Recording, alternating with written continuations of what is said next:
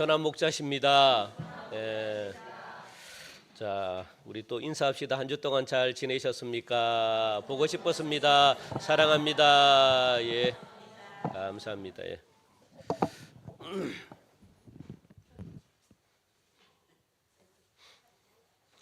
지난주 이어서 계속해서 도둑질하지 말라. 이제 계속 말씀을 전합니다. 우리가 이 땅에서 우리가 뭔가를 갖다가 더 가지려고 여러분들 막 몸부림치는 그런 인생 되지 않기를 간절히 바랍니다. 우리 옆에 계신 분들 더 많이 갖지 맙시다. 시작. 예. 예.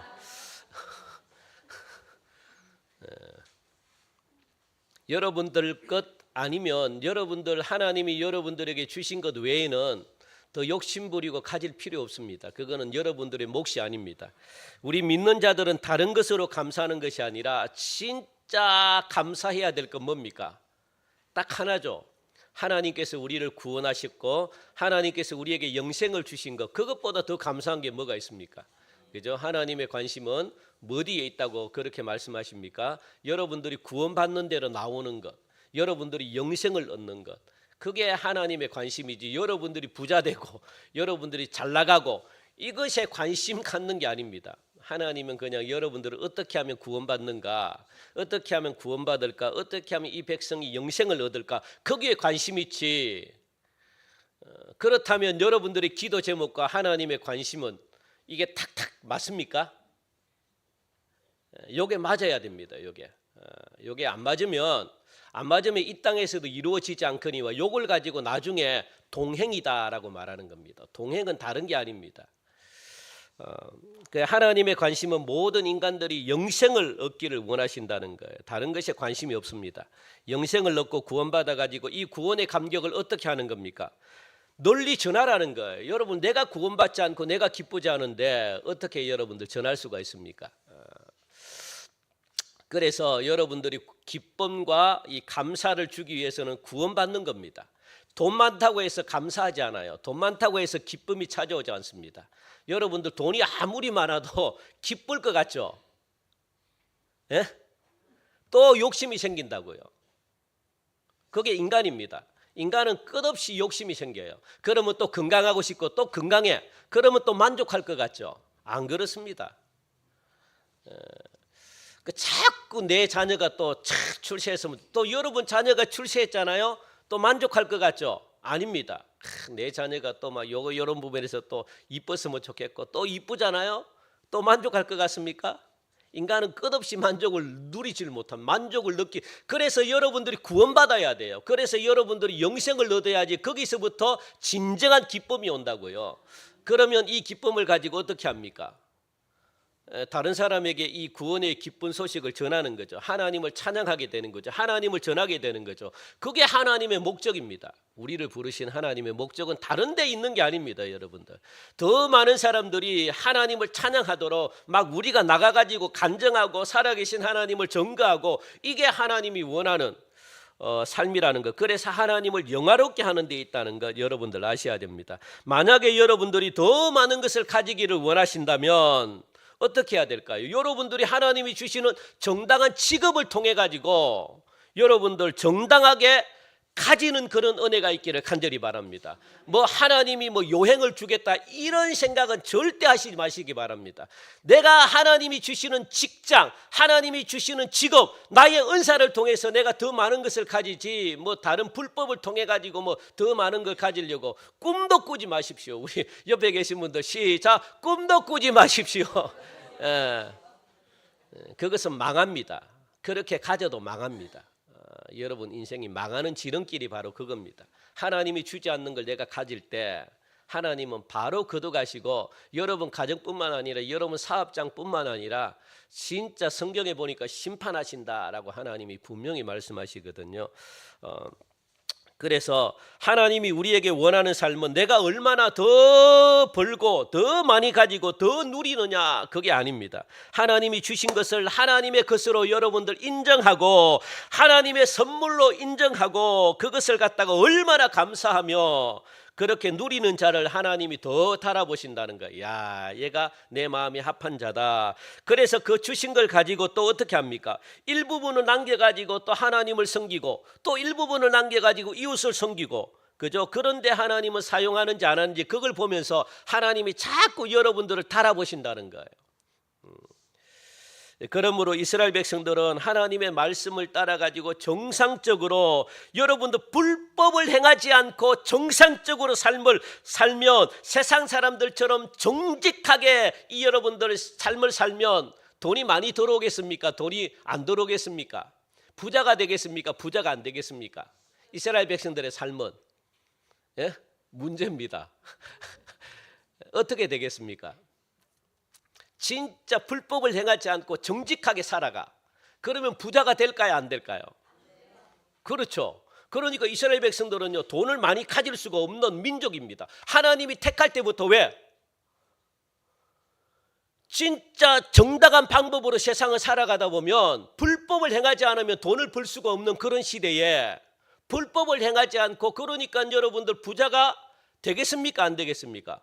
부자가 될 생각은 꿈도 꾸지 말아야 돼요, 이스라엘 백성들은. 그런데 하나님이 주지 않는 한 부자의 꿈을 꾸면 안 됩니다. 그게 이스라엘 백성들의 삶입니다. 그러니까 이스라엘 백성들은 죽으나 사나 누구를 붙들어야 돼요? 하나님을 붙들고 살아요. 왜? 하나님이 복을 주시니까. 자기의 어떤 이 정직한 삶으로는 절대 부자가 될 수 없습니다. 하나님이 그렇게 만들지도 않았고. 그런데 유일하게 부자가 되는 방법이 있는데, 하나님께서 복을 주지 않으면 정상적으로 일반적으로 삶을 살면 부자가 될 수가 없는 민족이 바로 이스라엘 민족이다. 왜 그럴까요? 11조도 내야 되죠. 그 다음에 헌물도 해야 되죠. 또 이 구제해야 되죠. 또 이 남들이 가장 많이 돈 버는 이 날, 주일날 뭐 합니까? 교회 나와 쉬어야 되죠. 여러분들 주일날 목시 아닙니까? 주일날 사람들이 많이 오는데, 그죠? 그래서 이 일주일에 한 번은 쉬어야 되지. 또 그것만이 아니라 안식일이 되면 어떻게 합니까? 일을 못하게 되잖아요. 또 월삭이면 월삭도 지켜야 되지. 또 3대 절기가 돌아오잖아요. 그러면 일주일씩을 3주를 쉬어야 됩니다. 3주, 이 절기가 3번은 무조건 지켜야 되거든요. 그러면 일주일 동안 절기를 지키게 되어 있습니다. 그럼 일주일 동안 아무것도 하면 안 돼요. 왜? 예루살렘에 와가지고 일주일 절기를 지켜야 되지. 그것뿐입니까? 안식년이 되면은 여러분 6년 일하다가 안식년이 되고 1년을 쉬어야 돼요. 무조건 1년을 갖다가 이스라엘 백성들은 쉬어야 됩니다. 1년을 쉬면서 어떻게 쉬어야 됩니까? 하나님을 섬기는 법을 배우면서 쉬는 거예요. 그것뿐입니까? 여러분들 예? 하나님과 교통하라는 거예요. 그러니까 안식일도 여러분들 못 지키는데 안식년을 지키겠습니까? 이스라엘 백성들이. 예? 일주일에 하루도 안 지키는데 6년 열심히 일하고 1년을 여러분들 쉬려고 하겠습니까? 1년 동안 쉬면서 하나님을 배우고 또 하나님과 교통하는 법을 배우고 이렇게 하려고 하겠습니까? 안 한다는 거예요. 또 여러분들 이게 더 큰 문제가 있습니다. 그게 뭐냐면 희년입니다. 희년은 더 무섭습니다. 안식년은 7년마다 지키는 것이 안식년이라면 희년은요 어떻게 7년 77이 49 7년 해가지고 49년 되는 해 있잖아요. 49년 되는 해. 그리고 그 다음에 50년 되는 해는 무조건 1년 동안 쉬어야 됩니다.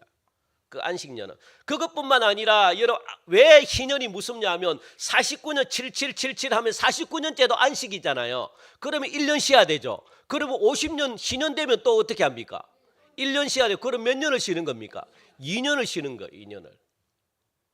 그러니까 희년 돌아오면 무섭습니다. 아무것도 모르고 하나님이 그런데 이스라엘 백성들이 희년을 지켰다라는 말이 단 한 번도 없고 안식년을 지켰다는 말이 성경에 단 한 번도 안 나옵니다.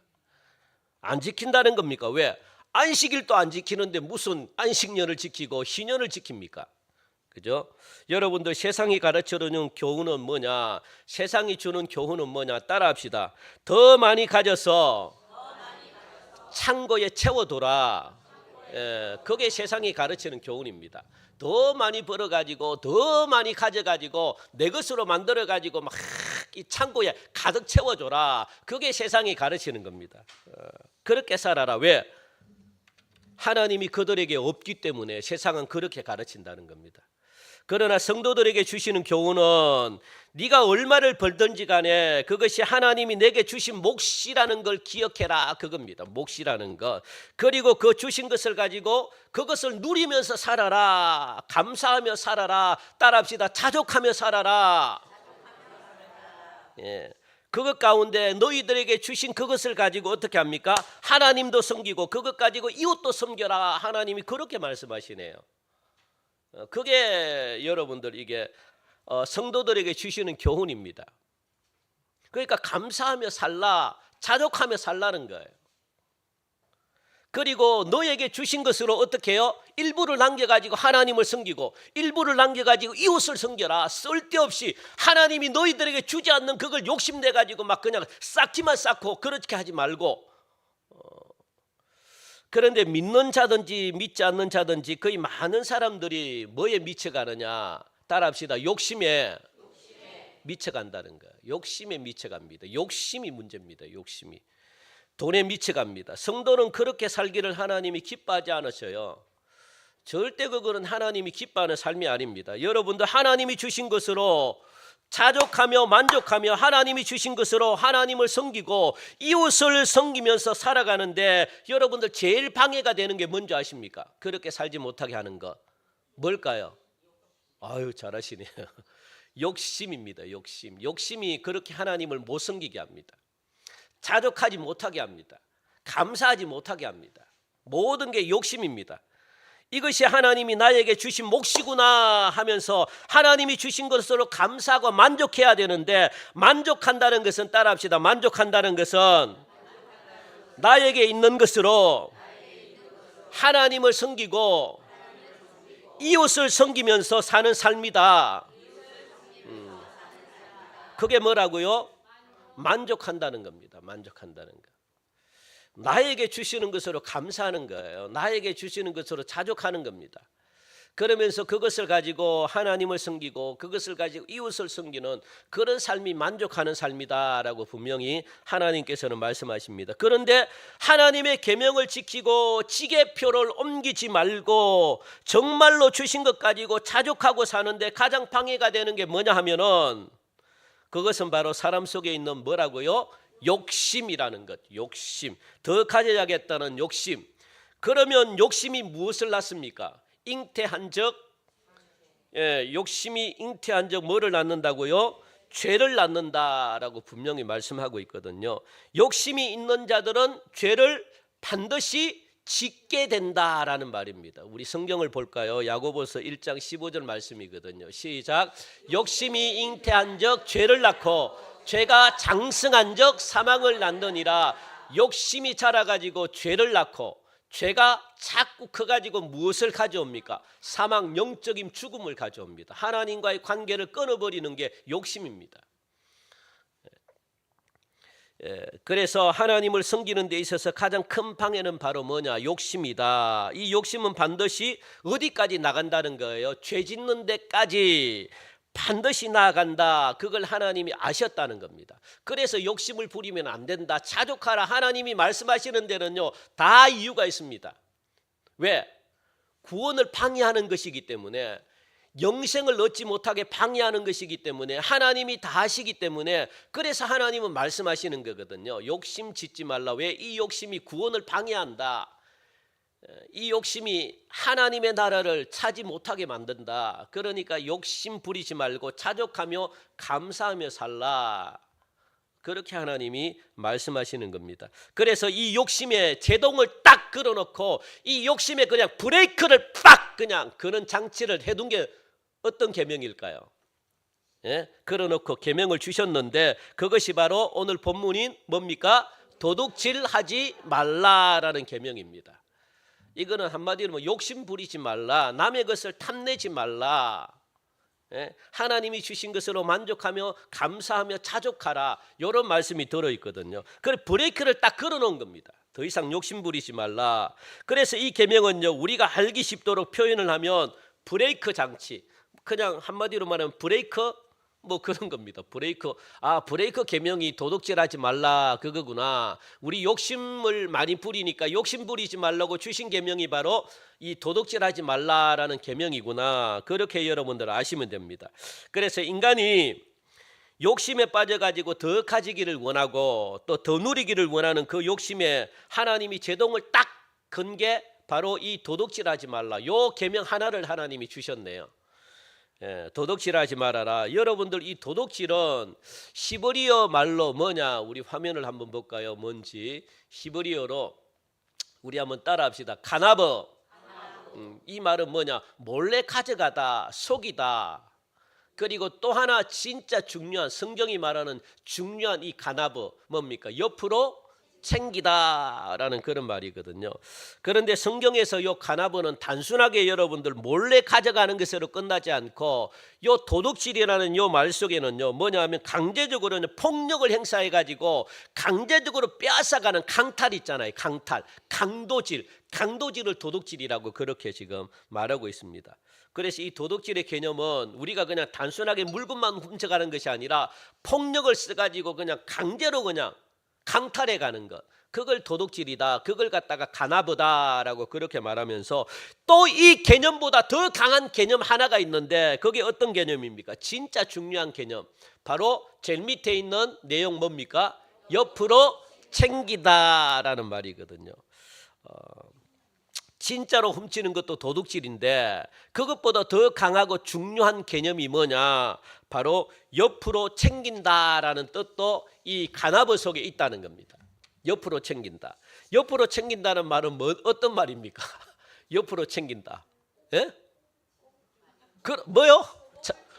꼬불치다. 아유, 많이 해보셨지는 않았죠. 꼬불치는 거예요. 꼬불치. 우리가 속히 말하면 꼬불친다. 한마디로 정당하지 못한 방법으로 버는 돈 있잖아요. 막 꼬불친다. 뭐 꼬불친다? 옆으로 막 그냥 내 손에 넣는 겁니다. 정당하지 않은 방법으로 내 손에 넣는 거 전부 다 도둑질로 봤다는 겁니다. 그래서 뒷주머니에 챙긴다는 뒷주머니 쓱 여러분도 꼬부친다는 거죠. 쓱 해가지고 그냥 막 불법으로 그렇게 이런 것들은 성경이 뭐라 그러느냐? 도둑질이다라고 말합니다. 우리가 생각하는 도둑질과 성경이 말하는 이 도둑질은요 또 다르게 해석을 하고 있는 것을 갖다가 여러분들이 아셔야 됩니다. 정당한 방법으로 벌지 않는 모든 것은 무엇이라고요? 도둑질이다라고 성경은 그렇게 정의를 내려놓고 있네요. 예를 들면 이런 것도 있습니다. 길 가다가 돈이 떨어졌어. 그러면은 주워야 됩니까? 안 주워야 됩니까?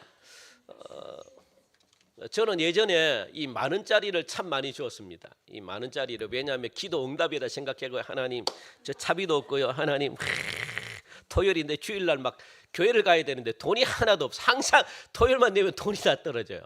그 기름도 없지. 그러면요 차를 타고 가야 되는데 하나님 토요일 밤부터 기도 제목은 그겁니다. 하나님 길거리에 방황합니다. 막 하나님 많은 돈 제발 막 이 차비만이라도 좀 떨어지게 해주십시오. 그러면 그때는 눈먼 돈이 굉장히 많이 떨어져 있었습니다. 저기 한남대 그 주변에 보면 이 전부 다 막 이 그거잖아요. 아 대전 한남대 모르는구나.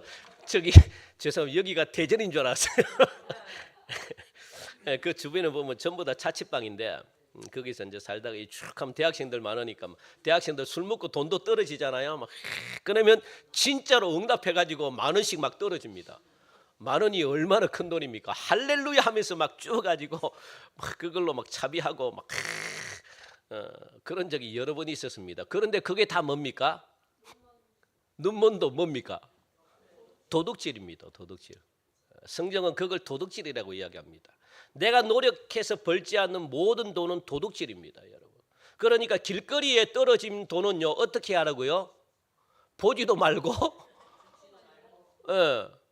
길거리에 돈이 떨어져서 그러면 우리는 그때부터 신발끈을 매잖아요. 앉아가지고 막 그냥 대부분 다 그렇게 하지 말라는, 경찰서에다 갖다 줄 생각하지 마십시오. 요즘은 전부 다 적발되면 도둑질입니다. 물건이 이동하잖아요. 도둑질입니다. 다 걸립니다. 요즘은. 그 전에 나도요. 돈뭉치 100만 원이 떨어졌어. 뭐 신발끈을 매야지 뭐 또 신발끈 또 뭐. 큰일 납니다. 요즘은 CCTV가 잘 발달돼 가지고 여러분들 그거는요 자칫 잘못하면 진짜 아무리 좋은 일하고 경찰서에 갖다 줘도요 자칫 잘못하면 오해를 받습니다. 그대로 내버려 둬야 돼. 다른 사람들이 가져가든 말든 내버려 둬야 됩니다. 따라합시다. 내버려 두자. 진짜 내버려 두시기 바랍니다. 그냥 모른 척 그냥 가세요. 그냥 어차피 여러분들 적발돼 가지고 뭐 해도 여러분들 나중에 다 발각됩니다. 그리고 경찰서에 들어가도 뭐 요즘은 법이 조금 하여튼 애매하게 바뀌었습니다. 그래서 도움을 주고 싶어도 못 줘요. 요즘은 함부로 하면 안 됩니다. 오해하면 여러분들 이거 찹니다. 진짜 쇠거랑 찹니다. 그래서 그냥 여러분들은 모른 척하고 그냥 내버려 두고 가는 게 제일 좋습니다. 그리고 또 뭐가 있을까요? 뇌물을 주는 것도 도둑질입니다. 여러분 감사해 가지고 뭐 1, 2만 원 뭐 주는 것 그거야 뭐 그것을 가지고 뭐 우리가 뭐 도둑질이다 말하겠습니까? 그런데 박스채로 그냥 막 갖다 주는 거 있잖아요. 뭐 돈뭉치 우리는 없잖아요. 예, 그렇게 하고 싶죠. 그런 돈만 있으면 진짜 그것도 따라합시다. 도둑질이다. 받는 것도 도둑질이고 주는 것도 도둑질입니다. 아예 그냥 여러분들 주고 싶다. 그리고 여러분들 이 하나님이 주신 돈을 가지고 자기만을 위해서 함부로 흥청망청 쓰는 것도 따라합시다. 도둑질이다. 그거 왜 소리 안 합니까? 그거는 내 돈 가지고 내가 쓰는데 여러분 돈이 어디 있습니까? 여러분 겁니까?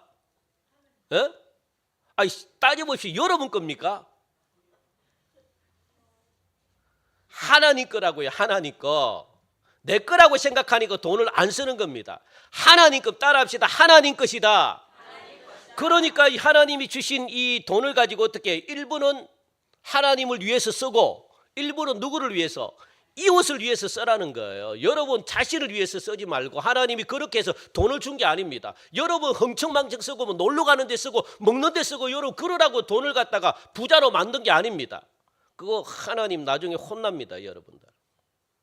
그리고 뭐 어려운 사람도 보면 돈도 안 내놓고 그거 진짜 혼납니다. 여러분 돈이 아니라는 거 기억하시기 바랍니다. 만약에 여러분들이 선물을 주려고 하거든 어떻게 해야 돼요? 일이 다 끝나고 줘야 돼요. 일하기 전에 주지 말고 아시겠습니까? 예? 일이 다 끝나고 만약에 내가 진짜 감사해가 일이 끝나고 언제 만약에 여러분 학생 내 자녀를 위해서 선생님이 열심히 수고한다. 그러면 연초에 학기 초에 주지 말라는 거예요. 언제? 그렇죠. 학기 말에 다 끝나고 그냥 감사합니다 하고 주면 그게는 뇌물이 아니라는 거예요. 그렇다고 뭐 돈 뭉치를 갖다 그렇게 뭐 할 것도 없지만 감사합니다 하고 그러면 선생님이 어떻게 부담 없이 그래도 받을 수가 있죠. 뭐 그렇게도 안 하는 게 제일 좋지만 여러분들 정말로 감사로 표시하려고 그러면 언제 한다고요? 그렇죠. 뭐든지 일이 마친 후에 하시라고. 마친 후에. 그래서 따라합시다. 뇌물은 주지도 말고 받지도 말자. 그 다음에 또 어떤 게 도둑질이냐 하면 안 갚을 요량으로 돈을 빌리는 것. 그런 분도 계십니까? 에? 우리는 없죠. 그런데 이웃은 있다고. 이웃 교회는 내가 참 말을 못하겠고 다른 사람들은 그렇게 해서 돈을 빌린다고요. 내가 지금은 어려워가지고 이 돈 막 급하게 빌렸는데 갚을 때는 아까운 겁니다. 그래서 안 갚아야 되려고. 그것도 뭡니까? 도둑질입니다. 돈을 빌렸으면 갚아야지 왜 안 갚기를 왜 안 갚습니까? 혹시 여기 계신 분들 빌린 돈이 있으면 꼭 갚으시기 바랍니다. 정말 갚으셔야 도둑질입니다. 옛날 여러분들 이게 어릴 때 빌린 돈 기억해내서 꼭 갚으시기 바랍니다. 하나님 기도해서 하나님 이 생각나게 해달라고. 그리고 제수 이래가지고 뭐 안 갚았다. 좋아할 거 하나도 없습니다. 그것 때문에 심판받는다고요. 여러분들 도둑질이니까. 아시겠습니까? 꼭 갚자. 시작. 여러분들 그런 심보로 돈을 빌리지 마십시오. 여러분 뭐 안 갚을 요량으로. 그리고 될 수 있으면 교회는 돈거래 하는 것이 아닙니다. 절대 여러분들 성도들끼리 돈 빌리고 주고 하지 마시기 바랍니다. 여러분 좋을 거 하나도 없습니다. 아쉬워서 내가 돈을 빌린 나중에 돈 때문에 꼭 싸웁니다. 갈라집니다. 사단은 그렇게 역사합니다. 진짜 여러분 특히 구역에서 돈 빌리지 마시기 바랍니다. 돈거래 하는 거 아닙니다. 교회는요 돈거래 하려고 그러면 여러분들 어떻게 해요? 다른 교회 안 다니는 사람하고 하십시오. 그래야지 상처를 안 받습니다. 달라 소리 합니까 여러분들이? 할 수 있어요? 예? 성도들에게 달라 소리 할 수 있습니까? 보면은 시험 들고 왜 안 주지? 또 줄 생각도 안 하네 또. 서로가 시험 듭니다. 그러니까 절대로 교회에서는 따집시다. 교회에서는 돈거래 하지 말자. 만약에 여러분 구역 식구가 힘들다면 여러분 구역 식구들이 얼마씩 그다가 드리십시오. 그냥 그게 낫지. 그냥 막 빌려줘가지고 찝찝하잖아요. 요거 뭐 5만 원밖에 안 되는데 요거 안 받자니 참 이 받자니 참 이게 달라 소리 하자니 이게 참하고 또 안 받자니 또 속에서 막 이게 뭔가 괘씸한 것 같고 그 사람 볼 때마다 어떻게 됩니까? 아, 저 인간 저거 언제 은혜가 안 되죠. 그 아예 하지 마시. 차라리 줘버리든가.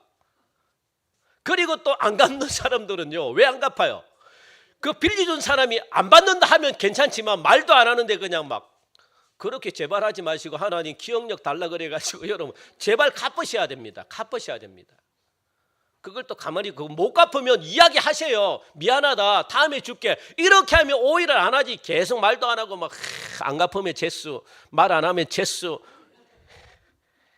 제발 그렇게 하면 안 됩니다. 그것도 뭐라고요?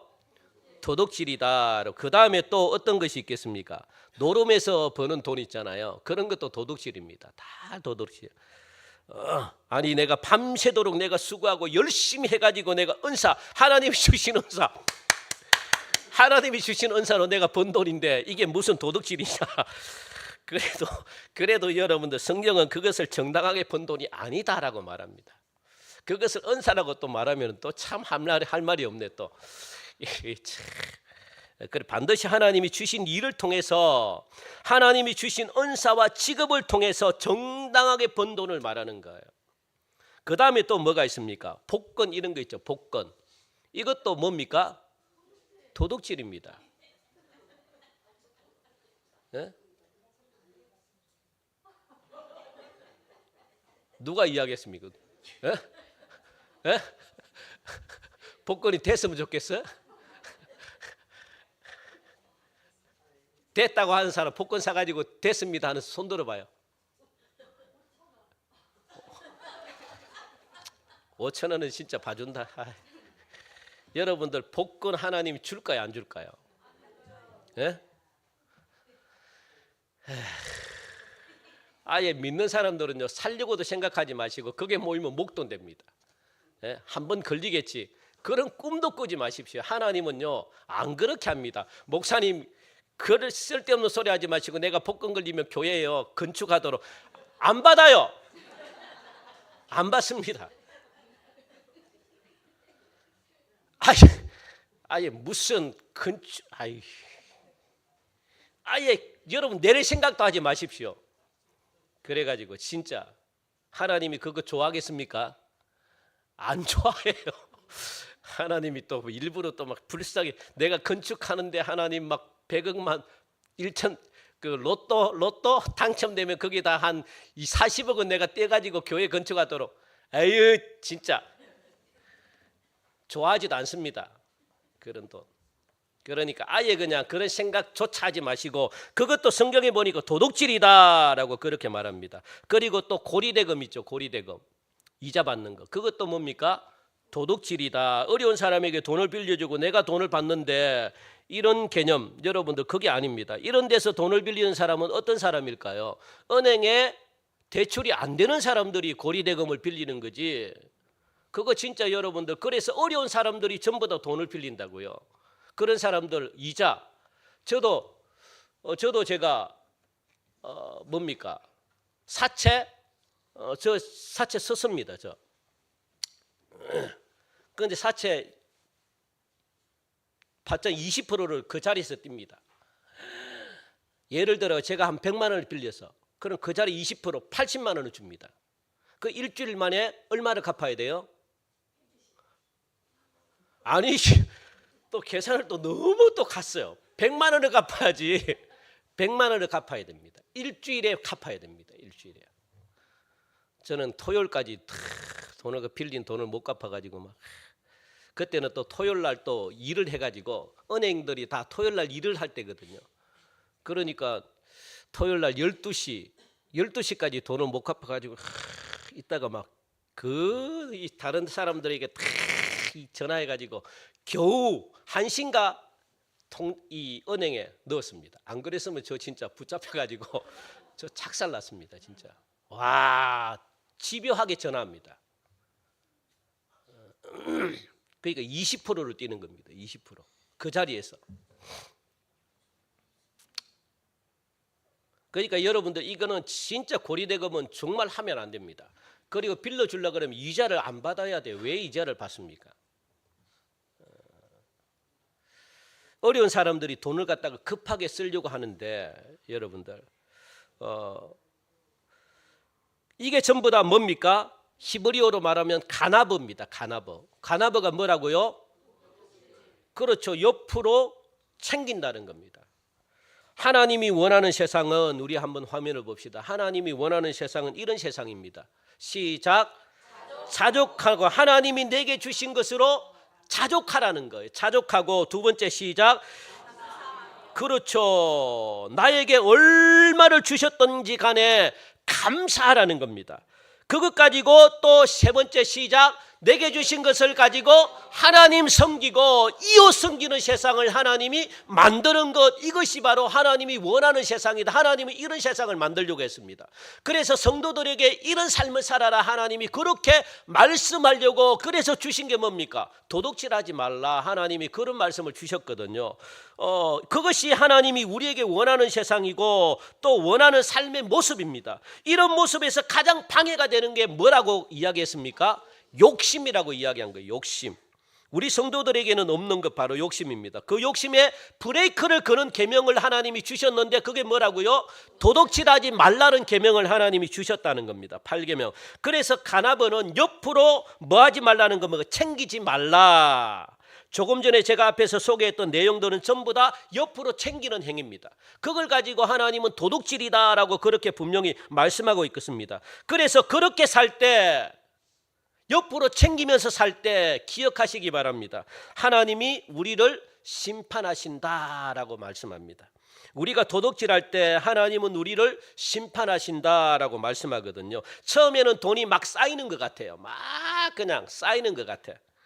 그러나 하나님은 분명히 심판하신다. 심판하는 게 우리를 죽인다 뭐 이런 말이 아니라 뭡니까? 심판이 망하게 한다는 거예요. 망하게. 아시겠습니까? 더 가난하게 한다는 거예요. 그리고 이 도둑질 중에 또 하나 도둑질이 있습니다. 빼놓은 도둑질, 특별한 도둑질 하나 더 있습니다. 뭡니까? 하나님을 상대로 도둑질하는 것. 인간을 상대로 도둑질도 도둑질이고 또 한 가지 하나님을 상대로 도둑질하는 게 있습니다. 우리가 듣기 싫은 거 뭡니까? 11조와 또 그렇죠. 11조와 헌물 그걸 지금 말하고 있거든요. 우리 말라기 3장에 보면은 우리 한번 봅시다. 말라기 3장에 보면은 자 우리 읽읍시다. 시작. 하나님께서 너희 온 땅이 나의 것을 도둑질하고 이로 인하여 너희가 저주를 받았느니라. 하나님이 그들의 모든 소산에 비를 내리지 아니하시고 이 땅에 자라고 난 모든 것은 황충을 보내서 다 먹게 하셨느니라. 너희 온 나라가 나의 것을 도둑질했느니라. 그렇게 지금 말씀하고 있거든요. 그 이스라엘 백성들이 주여 우리가 언제 하나님의 것을 도둑질했습니까? 라고 그렇게 물어보는 겁니다. 이는 뭐라고요? 뭐 화면이 있습니까? 시작. 주여 우리가 언제 하나님의 것을 도둑질하였나이까? 이는 11조와 헌물이라. 너희가 나의 창고에 온전한 11조를 들여서 너희가 하나님을 시험해 봐라. 내가 하늘문을 열고 쌓을 것이 없도록 너희에게 부어주는지 아니 주는지 시험해 봐라. 하나님이 그렇게 말씀하시는 겁니다. 11조는 전부 다 하나님을 시험하지 말라고 그렇게 말하는데 유일하게 하나님을 시험해 보라는 게 뭡니까? 11조입니다. 정말 11조로 하나님이 살아계신가 안 살아계신가, 내가 이 말씀대로 복을 주는지 안 주는지 한번 시험해 봐라. 하나님이 그렇게 유일하게 시험해 봐라는 것은 11조입니다. 11조. 11조와 헌물입니다. 그래서 여러분들 전부 다 뗄 것 다 떼고 그렇게 살면 부자가 될 것 같다고 생각을 하시겠지만, 우리 인간의 생각으로 아껴야 잘 살 것 같지만 물론 뭐 아끼지 말라는 게 아닙니다. 아껴야 될 때 아껴야 되는 거죠. 그런데 여러분들 이게 아낄 때는 아끼고 쓸 때는 쓸 줄 알아야 됩니다. 흘러 보내야 되는 거예요. 흘러 보내야 돼. 창고에 채워두면 썩습니다. 썩어서 못 먹습니다, 여러분들. 그래서 아끼지 마시고 뭡니까? 이 흘러 보내라는 거예요. 이런 식으로 아끼고 도둑질하면은 하나님께서 분명히 뭐 한다는 거예요? 심판하신다라고 말씀합니다. 스가랴 5장에 보면은 8가지 환상이 나옵니다. 혹시 보셨습니까? 8가지 환상 쭉 나오는데 그 중에 6번째 환상이 뭘까요? 아시는 분들 물론 있겠지만 제가 빨리 대답할게요. 6번째 환상은 뭐죠? 날아다니는 두루마리. 혹시 봤습니까? 날아다니는 두루마리. 넓이가 5m짜리, 길이가 10m짜리. 넓이가 5m.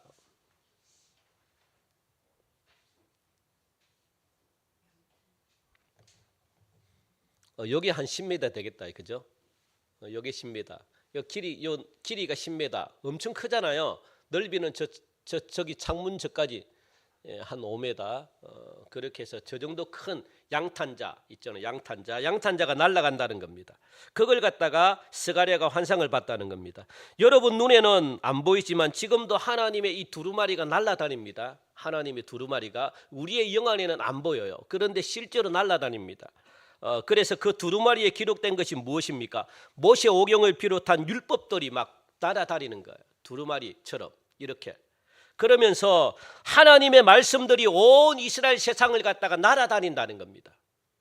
그거 기억하셔야 됩니다. 진짜 날아다니다가 도둑질하는 집에는 도둑질하는 자에게 해당되는 말씀이 그 집에 임하는 것이고, 또 여러분들 가늠하는 자들에게는 이 가정에는 가늠하는 그 말씀이 그 가정에 임하는 겁니다. 임한다는 것은 거한다는 거거든요. 그러니까 그 말씀들, 그러니까 각 가정마다 날아다니면서 각 가정마다 맞는 말씀이 그 가정에 임합니다.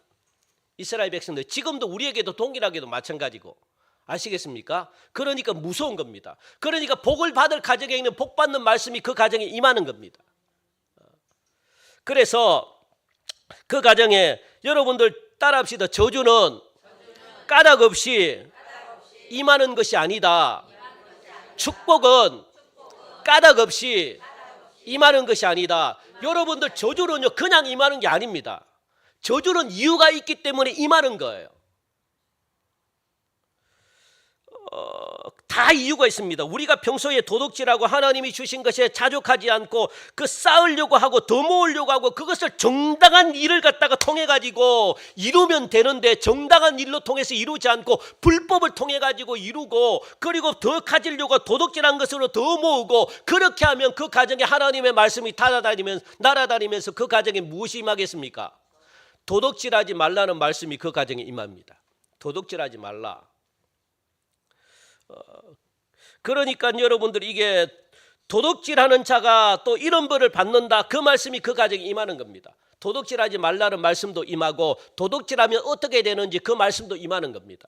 임한다는 것은 여러분들 뭐냐면 그 가정에 거한다는 거거든요. 거한다는 것은 뭡니까? 그 가정에 산다는 겁니다. 그 가정에 살아가지고 어떻게 한다는 거예요? 계속 가르쳐준다는. 여러분들 이게 한 번에 여러분들 잘못해가지고 한 번에 망하는 거 아닙니다. 한 번에 파탄되는 거 아닙니다. 하나님 그렇게 안 합니다. 어떻게 합니까? 그 가정에 말씀이 임하도록, 그 가정에 말씀이 살도록 계속 그 가정에 말씀이 가르쳐준다는 거예요. 계속 도둑질하지 말라. 도둑질하면 이렇게 한다. 그 말씀이 거한다는 거예요. 거한다는 것은 그 말씀에 계속 거주하면서 계속 그 사람에게 어떻게 해요? 마음을 불편하게 만든다는 겁니다. 그러면 그때 돌았으면 하나님이 어떻게 해요? 저주를 멈춰버리는 겁니다. 아시겠습니까? 여러분들 가정에 어려움이 있고 여러분들 가정에 뭔가 하나님의 저주가 임하고 그렇다면 여러분들 그것은 하루 만에 된 게 아니라는 거예요. 계속 말씀을 주시는데도 불구하고 말씀이 여러분 가정에 있는데도 불구하고 그것을 갖다가 무시했다는 겁니다. 왜? 저주는 뭐라고 이야기했습니까? 그렇죠. 저주는 이유가 없이 그냥 임하는 저주가 없어요. 다 이유가 있대요.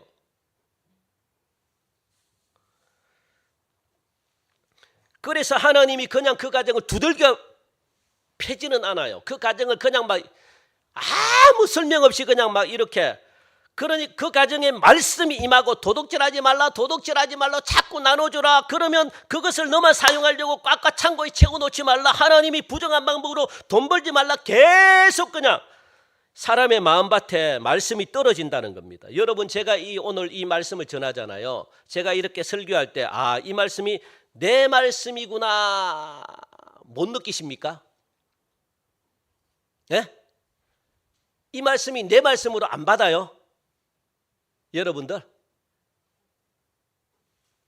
아니, 말씀을 들을 때 야, 이 말씀은 네 말씀이고 야, 이 말씀은 네가 들어, 이렇게 받습니까? 큰일 납니다. 그렇게 받으니까 나에 해당되는 말씀이 아니야. 그러니까 여러분들 이 말씀을 아무리 전하고 아무리 해도 변화가 없는 겁니다. 야, 이 말씀은 네가 들어야 돼. 그러면서 쳐다보면 야야야야 들어. 따라합시다. 말씀은 나에게 주시는 것이다.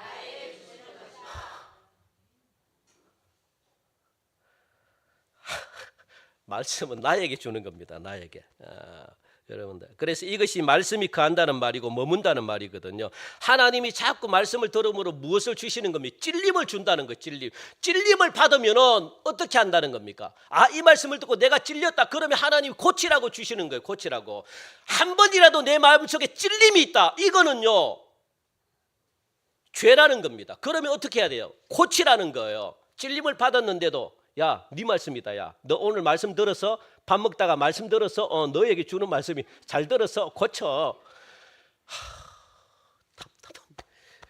그러면 고칠 수가 있겠습니까? 평생. 찔림을 받고도 가만히 있으면 죄입니다. 그래서 자꾸 말씀을 통해서 가정에 찔림을 준다는 거예요, 여러분들.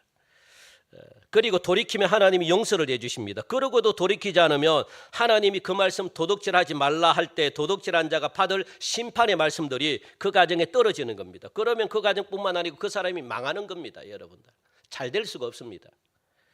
까닭 없는 저주가 있을 수가 없고 까닭 없는 축복이 있을 수가 없다는 것. 어떤 사람이 축복을 빌면 그 가정에 합당해야지 여러분들 축복을 받을 수가 있습니다. 제가 여러분 가정에 복을 빌잖아요. 복을 빈다고 해서 다 받는 게 아니라 어떻게 합니까? 복을, 그렇죠, 합당해야만 받을 수가 있어요. 합당하지 않는데 그 복을 받습니까? 안 받죠.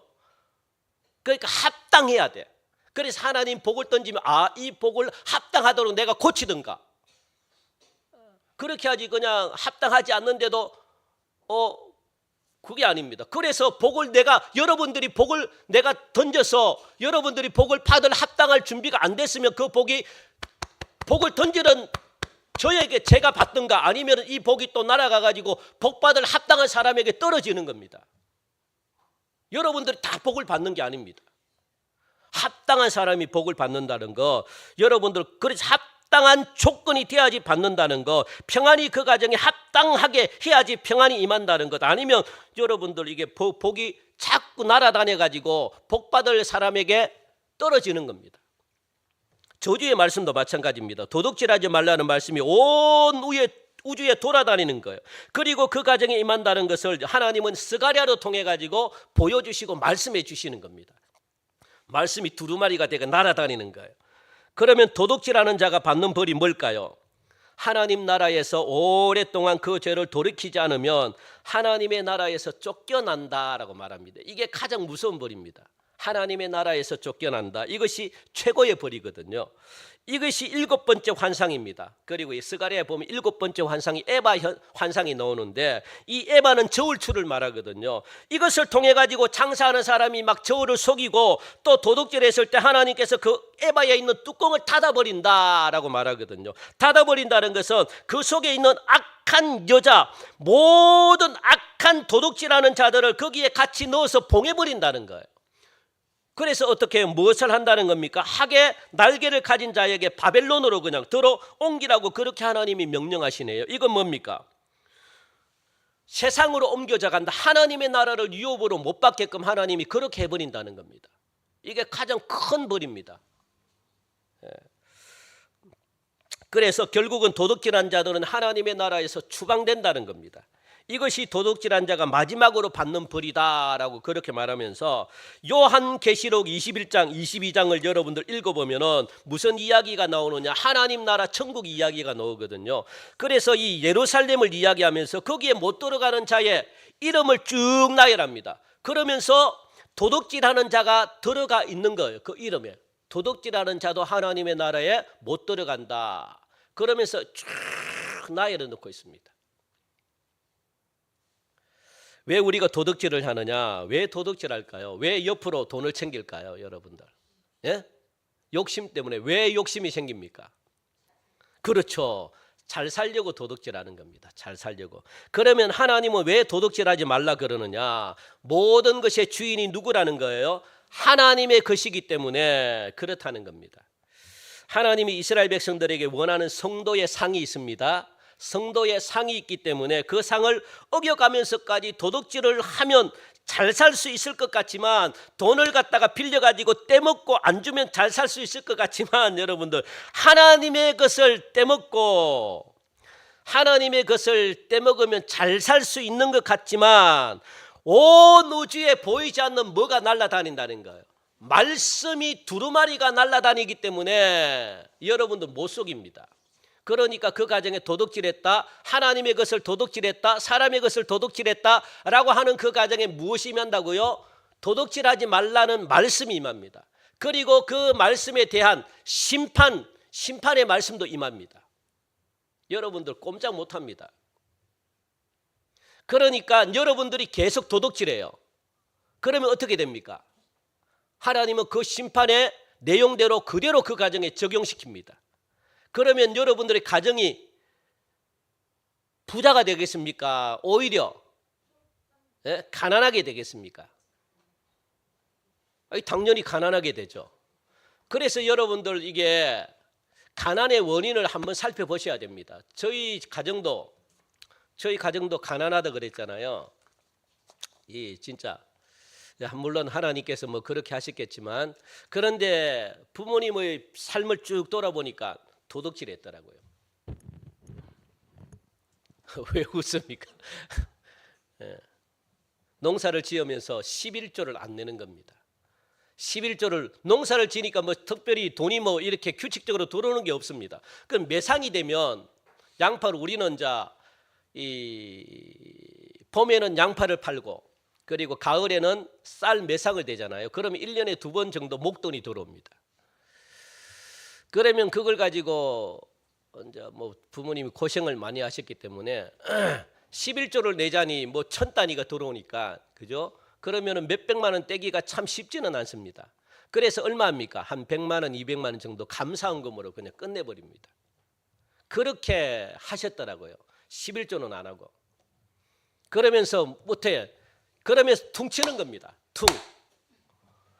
여러분들 그거는 진짜 무지한 겁니다. 물론 가르쳐주지 않아서 그렇겠지만, 제가 이제 신학교 다니면서 이제 제가 배우면서 부모님께 전 그걸 가지고 굉장히 많이 막 뭐라 그랬습니다. 부모님이지만.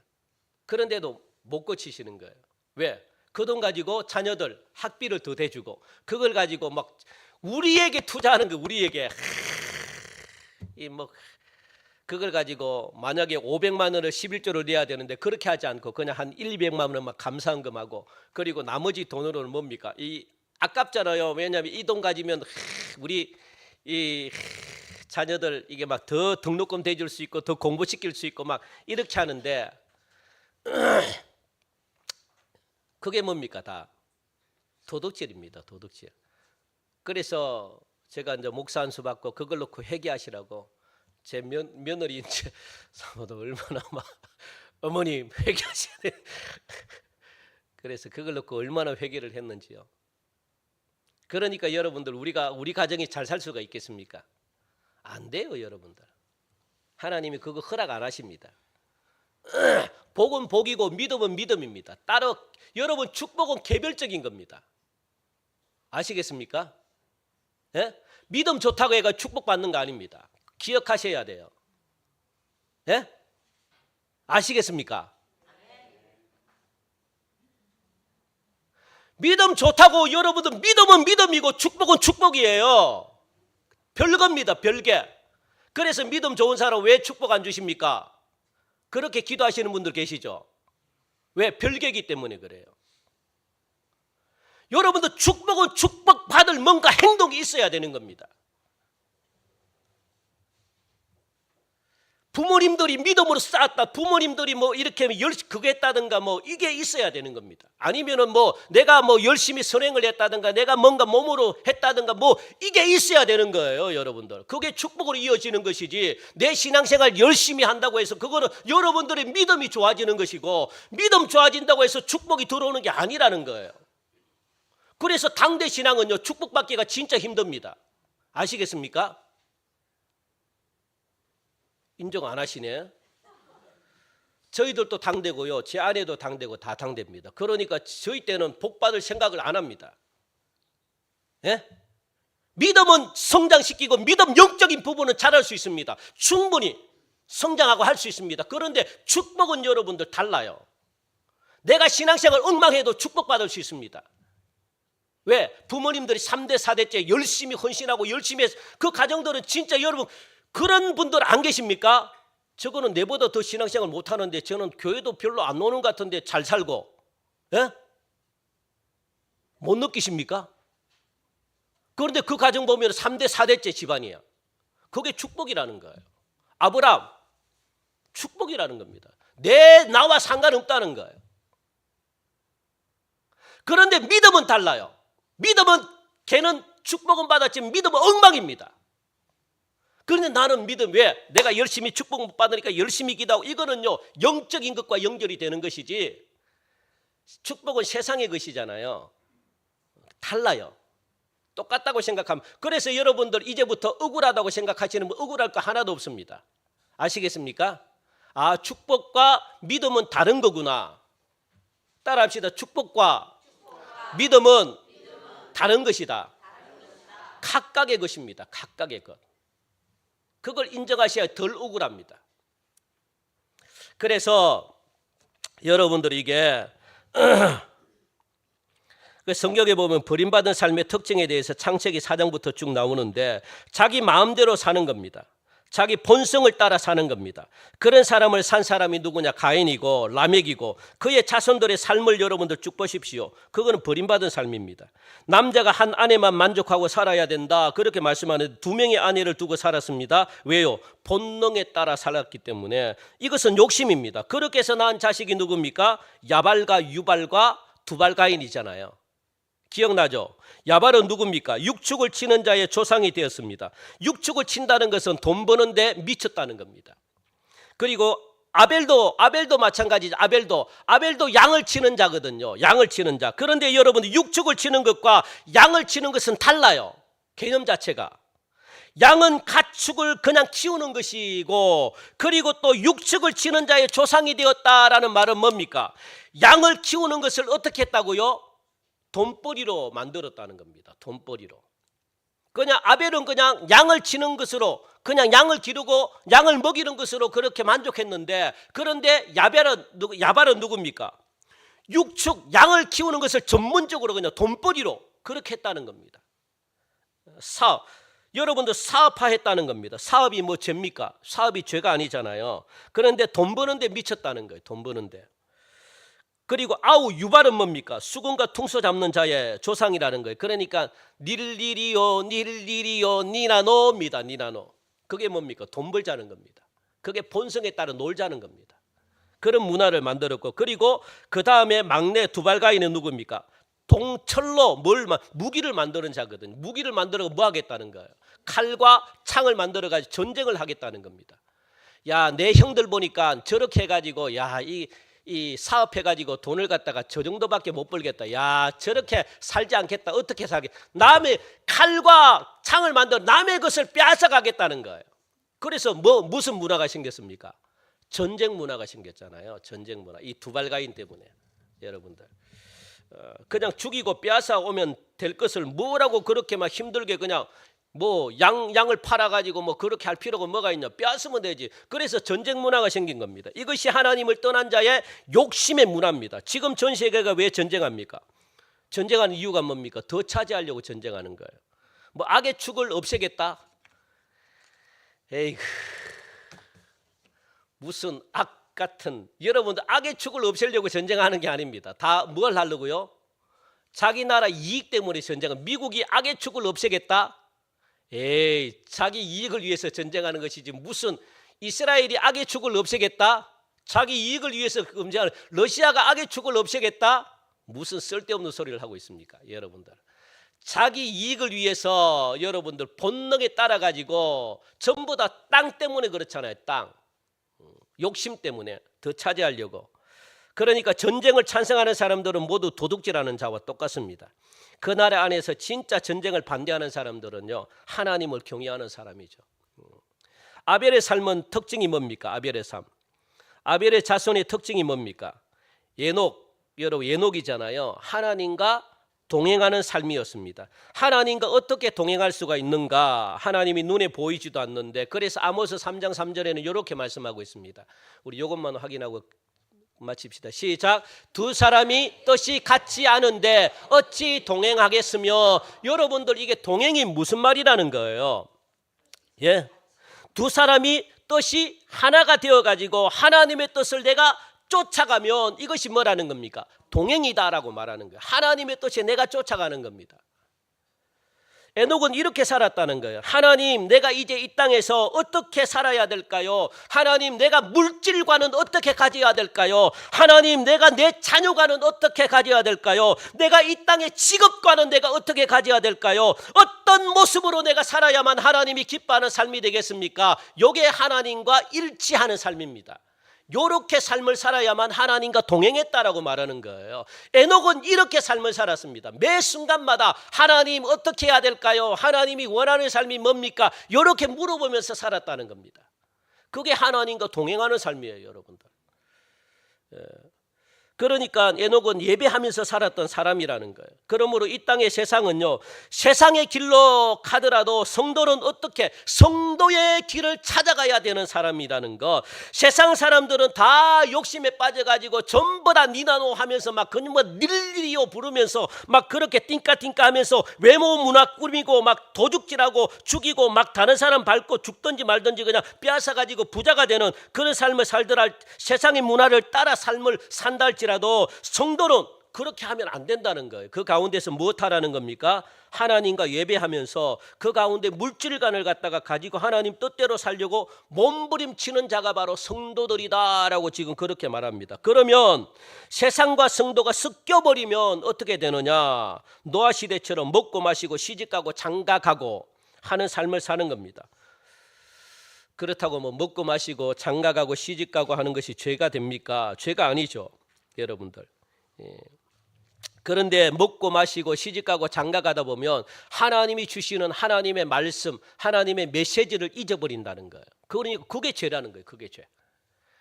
띵까띵까 하고 놀면, 여러분들 이게 본성대로 살아가면 하나님이 말씀하시는 그 말씀을 잊어버리며 살기 때문에 그것을 가지고 죄다. 그때 그들의 삶은 먹고 마시고 시집가고 장가가는 이런 것이 아니면 관심이 없었다. 하나님의 말씀에 도저히 관심을 갖지 않는다. 이게 하나님은 죄다라고 그렇게 말씀하시는 거예요.